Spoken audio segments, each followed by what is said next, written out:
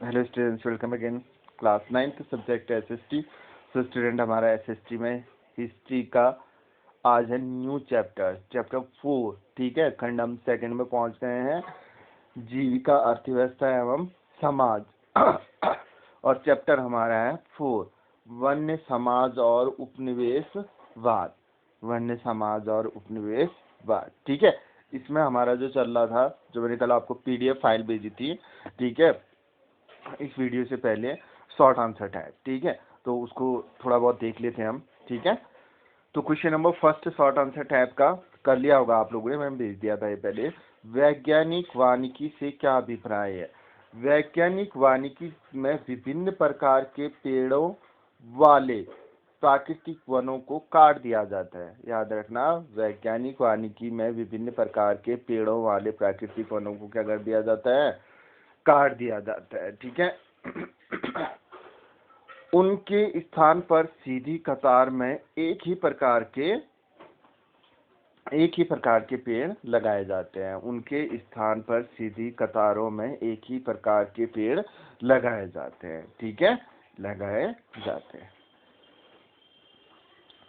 इसे ही वैज्ञानिक वानिकी कहा जाता है। वन अधिकारी वनों का सर्वेक्षण करते हैं, विभिन्न प्रकार के पेड़ों के अंतर्गत क्षेत्र का अनुमान लगा के वन प्रबंधक के लिए कार्य योजना बनाते हैं। इन योजनाओं द्वारा यह निश्चित किया जाता है कि प्रतिवर्ष कितने क्षेत्र काटने हैं। तत्पश्चात काटे गए क्षेत्र में फिर से पेड़ लगाए जाते हैं, जिससे वे कुछ वर्षों में काटने के लिए तैयार हो जाएं।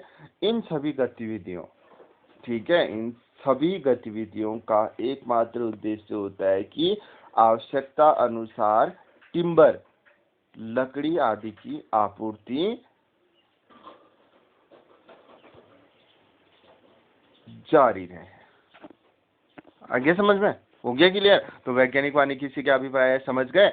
वैज्ञानिक वानिकी में विभिन्न प्रकार के पेड़ वाले प्राकृतिक वनों को काट दिया जाता है। अब एक नॉर्मली एक देख लीजिए, एक किसी जंगल में आप गए, वहां देखा आपने सभी प्रकार के पेड़ आपको पाए जाते हैं। ठीक है, उनके स्थान पर क्या किया जाता है? सीधी कतारों में एक ही प्रकार के पेड़ लगा दिए जाते हैं। इसे ही वैज्ञानिक वानिकी कहा जाता है।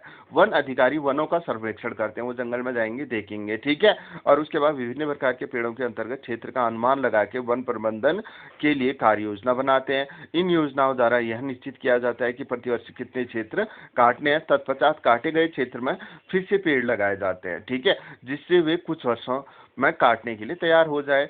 इन सभी गतिविधियों का एकमात्र उद्देश्य होता है कि आवश्यकता अनुसार टिम्बर, लकड़ी आदि की आपूर्ति निरंतर जारी रहे। आगे समझ हो गया क्लियर? अब देखते हैं आगे सेकंड क्वेश्चन।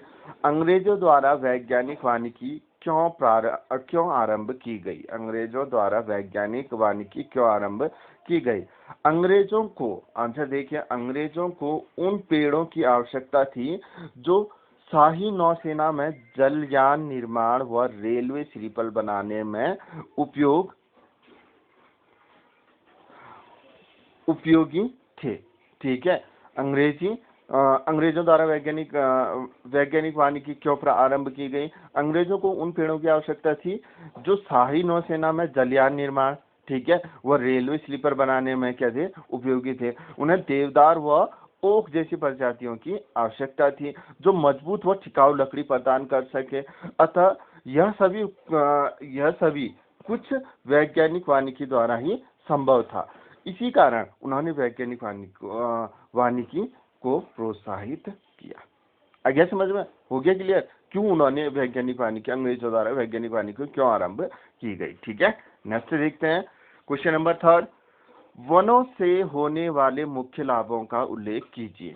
ठीक है, वनों से होने वाले मुख्य लाभों का उल्लेख कीजिए। आपको बताइए, मानव जीवन के लिए वन महत्वपूर्ण है। मानव जीवन के लिए वन महत्वपूर्ण है।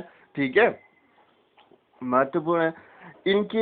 इनसे अनेक लाभ हैं, जैसे ये वन्य जीवन को सुरक्षित रखने में बहुत सहायक सिद्ध होते हैं। वन जल के वाष्पीकरण में तथा सूखे को रोकने में भी महत्वपूर्ण योगदान देते हैं। वन नदियों के जल के बहाव को नियमित करते हैं। वन जल और मिट्टी की भी रक्षा करते हैं। वन मृदा अपरदन को रोकने में सहायक होते हैं। इसके अतिरिक्त वन नदियों में आने वाली बाढ़ की रोकथाम कर उसके विनाशकारी प्रभाव और प्रकोप से रक्षा भी करते हैं। वनों ने लाखों करोड़ों लोगों के लिए रोजगार के अवसर पैदा किए हैं। वन उद्योग व जंगली जीव संरक्षण का गहरा संबंध है। ठीक है, बचपन से ही पढ़ते हुए आ रहे हो ये क्वेश्चन। वनों से होने वाले मुख्य लाभों का उल्लेख कीजिए। इसके अलावा आप बहुत कुछ लिख सकते हो, आगे समझ में बहुत कुछ लिख सकते हो, पढ़ के ही समझ में आ जा रहा है सिंपल। ठीक है, नेक्स्ट क्वेश्चन देखते हैं। ठीक है, ब्लैंक डॉग डीएन स्टेन की व्यवस्था क्या थी?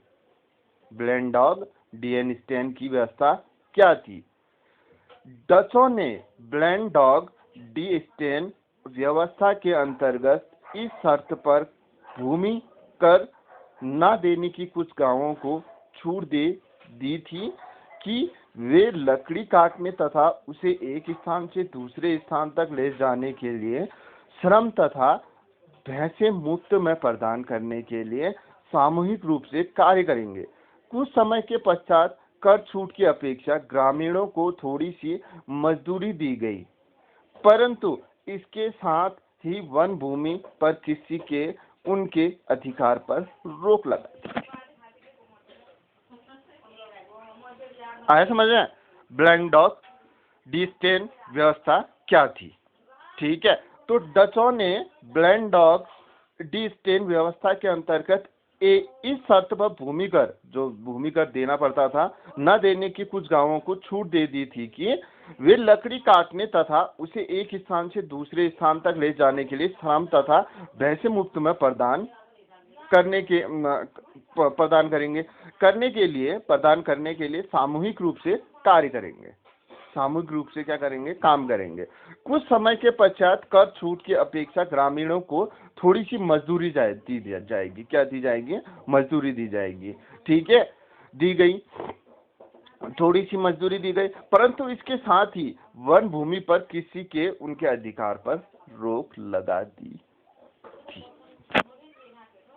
आया समझ में? हो गया क्लियर? ठीक है, तो इतने क्वेश्चन तो मैंने आप लोगों को करा दिए थे।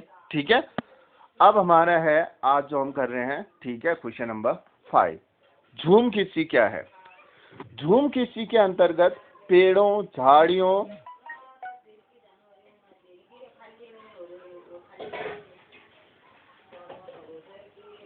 झूम कृषि क्या है? झूम कृषि के अंतर्गत पेड़ों, झाड़ियों व घास को काटकर वन भूमि का छोटा सा टुकड़ा साफ किया जाता था। झूम कृषि के अंतर्गत क्या होता था? पेड़ों, झाड़ियों व घास को काटकर वन भूमि का छोटा सा टुकड़ा साफ किया जाता था, फिर उन्हें जला दिया जाता था। ठीक है, जलाने के बाद प्राप्त राख को मिट्टी में मिला दिया जाता था। ठीक है, ताकि उपजाऊपन को बढ़ाया जा सके। तब उस स्थान पर कुछ वर्षों के लिए कृषि की जाती है। तब उस स्थान पर उपजाऊपन कम हो जाता है। जब उस स्थान पर उपजाऊपन कम हो जाता है तो अन्य स्थान पर कृषि आरंभ की जाती है। अर्थात झूम कृषि के अंतर्गत किसान एक स्थान से दूसरे स्थान पर कृषि के लिए घूमते रहते हैं। ठीक है, अब झूम कृषि क्या है फिर आगे होगा समझ में। जैसे ठीक है, अब पहले के टाइम में एक जगह से दूसरे स्थान पे जाते रहते थे, तो लोग तो क्या करते थे, जो लोग होते थे वो क्या करते थे, जिस जगह पे जाएंगे वहां पे वन का कुछ हिस्सा क्या कर लेते, काट देते थे। ठीक है, वहां झाड़ी लगी होगी, पेड़ लगे होंगे, कुछ भी लगे होंगे, उस हिस्से को काट लेंगे, साफ कर लेंगे और उसी को वहीं पे क्या कर देते थे, जला देते थे। जो राख बनती थी उसी को जमीन में क्या कर देते थे, मिट्टी में क्या कर देते, मिक्स कर देते थे, जिससे मिट्टी क्या हो, उपजाऊ बने। क्या बने? उपजाऊ बने। और उसमें खेती करना क्या कर देते थे, शुरू कर देते थे। जब उसका उपजाऊपन कम हो जाता है तो फिर वो क्या करते थे, उस स्थान से दूसरे स्थान पे शिफ्ट हो जाते थे। वहां भी उसी प्रकार का झाड़ी आड़ी पेड़ काट के फिर वहां पे खेती करते थे। ठीक है, अतः झूम कृषि के अंतर्गत किसान एक स्थान से दूसरे स्थान पर कृषि के लिए घूमते रहते हैं। बस यही क्या है, झूम कृषि है। यही क्या है, झूम कृषि। आगे समझे। क्वेश्चन नंबर 6, किन कारणों से औपनिवेशिक काल में कृषि का विस्तार तेजी से हुआ, उल्लेख कीजिए। अंग्रेजों ने जूट, कपास, चीनी तथा नील आदि व्यापारी व्यापारिक फसलों के उत्पादन को प्रोत्साहित किया, क्योंकि ब्रिटिश उद्योग में इनका प्रयोग कच्चे पदार्थों के रूप में होता था। उन्होंने बढ़ती शहरी जनसंख्या के भोजन के लिए खाद्यान्नों के उत्पादन को भी प्रोत्साहित किया। 19वीं शताब्दी के आरंभ में औपनिवेशिक राज्य सोचता था कि वन उत्पादक क्षेत्र नहीं है, ठीक है। अतः राज्य की आय बढ़ाने के लिए सन 1980 से 1920 के बीच वनों को काटा गया तथा कृषि क्षेत्र बढ़ाकर 607 करोड़ हेक्टेयर हो गया, ठीक है।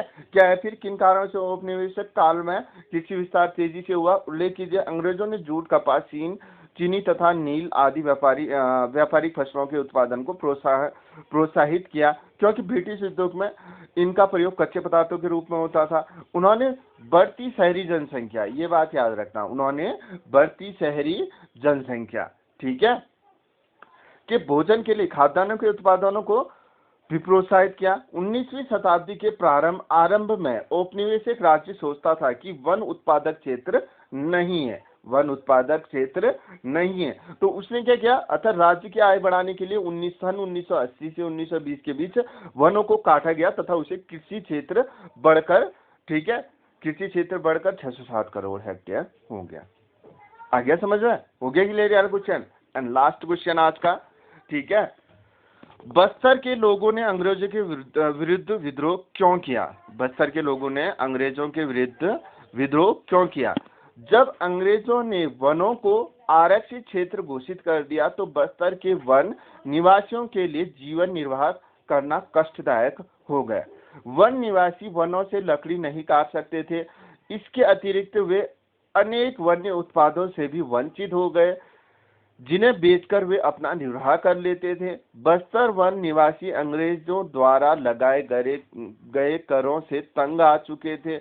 उन्हें ब्रिटिश अधिकारियों को भेंट आदि भी देनी पड़ती थी।